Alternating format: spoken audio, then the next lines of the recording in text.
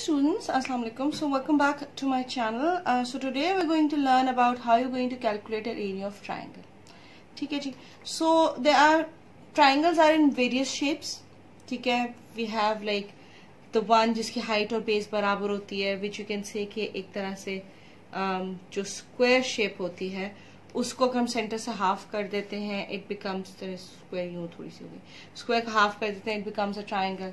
Similarly we have a rectangle shape, उसको अगर हम हाफ कर देते हैं, सॉरी, इट बिकम्स ट्राइंगल जिसमें बेस बड़ी होती है, हाइट छोटी होती है. ठीक है, या हाइट लंबी हो सकती है, बेस छोटी हो सकती है, मेनी केसेस.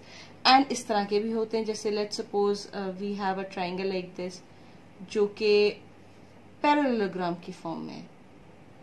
ठीक है. So there are many kinds of triangles, many shapes of triangles. ठीक है, डॉटेड कर दिया, पैरेललोग्राम को हाफ कर दो तो इतना आ गया. So there are many sorts of many shapes of triangle, but regardless of its shapes, two things are common in it. One is its base and the other one is its height. And जो है ना आपका triangle का area calculate करने के लिए आपको यही दो चीजें चाहिए होती है. So let's have a look at the formula of area of triangle. Area of triangle is equal to half into base into height. Acha.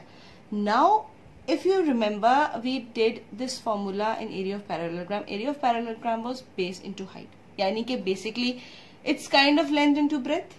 ठीक है? Kind of. अच्छा. Now, in a triangle हम यहाँ पे half लगा देंगे. अब आप सोच रहे हो why are we putting half?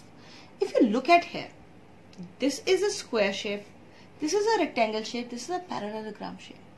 And अगर ये पूरे देखो डॉटेड लाइंस को मिला के अगर देखो, और ये सॉलिड सेंटर की लाइंस को छोड़ दो, इसको इग्नोर कर दो, इन सेंटर की लाइंस को, और सिर्फ डॉटेड लाइंस और इस पूरे एरिया को देखो. This is square, this is a rectangle and this is a parallelogram. And इनका अगर हम सेंटर से हाफ कर दें तो हमारे पास ट्राइंगल बन जाता है. ये भी वही ट्राइंगल है, उसकी मिरर ये हो रहा है ट्राइंगल, ये भी सेम ट्राइंगल है, यहाँ पे भी एक सेम ट्राइंगल फॉर्म हो रहा है, ये भी एक सेम ट्राइंगल की शेप फॉर्म हो रही है, ये भी एक बिल्कुल सेम ट्राइंगल की जो है ना वो शेप बन रही है. सो इस तरह के जो स्क्वायर है, रेक्टेंगल है, पैरेललोग्राम है, अगर इनको एग्जैक्ट आप सेंटर से हाफ कर दो डायगोनली तो आपके पास दो ट्राइंगल्स बन जाते हैं इक्वल. ठीक है. सो बेसिकली अगर आप ओवरऑल ले रहे हो तो ये पूरा एरिया है, लेंथ इंटू ब्रेथ या बेस इंटू हाइट. ठीक है. अब ट्राइंगल क्या है, उसका आधा. So that's why we have placed half over here. ठीक है. सो एरिया ऑफ ट्राइंगल क्या बना, हाफ ऑफ द होल. ठीक है. तो half is base into height. Let's suppose अब हम एग्जांपल भी साथ ही डिस्कस कर लेते हैं. बेस हमारे पास लेट्स सपोज है जी, बेस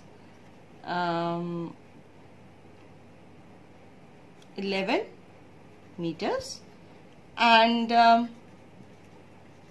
हाइट जो है वो हमारे पास है 7 मीटर्स. लेट्स अब हम एरिया ऑफ 7 मीटर्स कर लीजिए, 6 मीटर्स कर लीजिए, हाइट छोटी कर देते हैं. Base is 11 metres and height is 6 metres. ठीक है. So now we will find the area of triangle. क्या करेंगे, वैल्यूज पुट करेंगे. हाफ इंटू बेस हमारे पास 11 है, हाइट हमारे पास 6 है, तो half into 11 into 6 is 66. Half of 66 would be 33 metre square. ठीक है. कॉस्टिंग भी इसी तरह निकाली जाएगी. अगर आपको कोई cost per metre square given है, ठीक है, तो आप जो हो वो उसको इसके साथ उस कॉस्ट को इससे मल्टीप्लाई करते हो, ये गेट इट. लेट्स सपोज आपके पास जो है ना कॉस्ट ऑफ लेट्स सपोज आपके पास एक ट्राइंगल शेप का स्विमिंग पूल है एंड कॉस्ट ऑफ टाइलिंग. ठीक है. स्विमिंग पूल की जो है ना टाइलिंग करनी है, टाइलिंग हमारे पास है ₹100 पर मीटर स्क्वायर. ठीक है. कॉस्ट ऑफ टाइलिंग हमारे पास ₹100 पर मीटर स्क्वायर है. तो अब हमें कॉस्ट निकालनी है इस पूरे की, तो क्या निकालोगे, cost of tiling 1 metre square कितना था, ₹100. ठीक है. यहाँ पे कंटिन्यू कर लेते हैं. सो कॉस्ट ऑफ टाइलिंग, अब हमारे पास टोटल एरिया कितना था, 33 metre square. That will be 33 metre square. तो अब वो कितना होगा, 100 multiply by 33. That is going to be 3300 rupees. ठीक है. So this is how you going to calculate the area. और साथ ही अपने एग्जाम्पल कर ली कि अगर इस तरह हम एरिया कैलकुलेट करेंगे और इस तरह हम कॉस्टिंग कैलकुलेट करेंगे. नाउ लेट्स सपोज हमारे पास इनमें से कुछ मिसिंग है.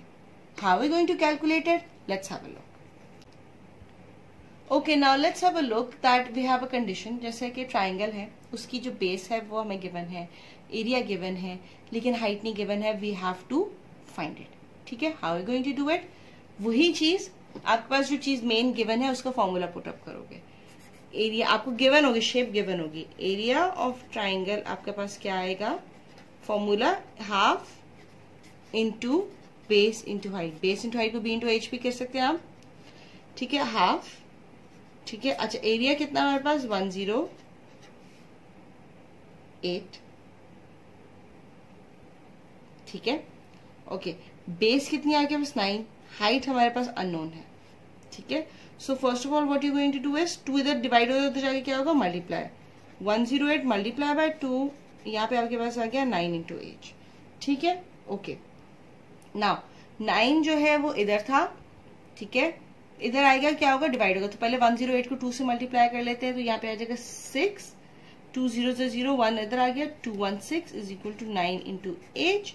9 इधर मल्टीप्लाई इधर आके क्या होगा? डिवाइड. 216 9 into H. चलो 9 के देख लेते हैं. 9 1s are 9, 9 2s are 18, 3 पीछे बचा, 6 आया. And 9 4s are 10. यहाँ पे आपको डिवाइड करके भी दिखा देते हैं एक दफा. 216 डिवाइडेड बाय 9.